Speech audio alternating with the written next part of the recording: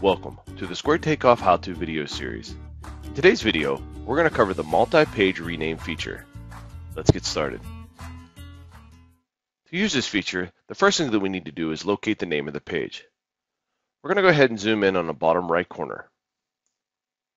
From here, we can see the name S1 Site Plan. We're now going to go ahead and we're going to select our rename function here.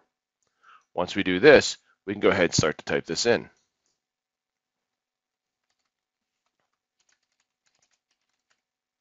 From here, we can go ahead and select Rename Current Page and move to the next.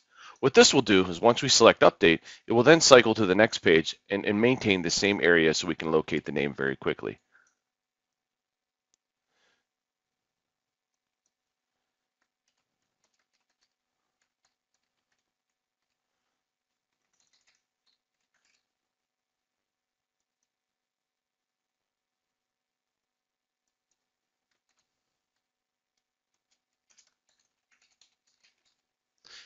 We can continue this process until we've renamed every single page.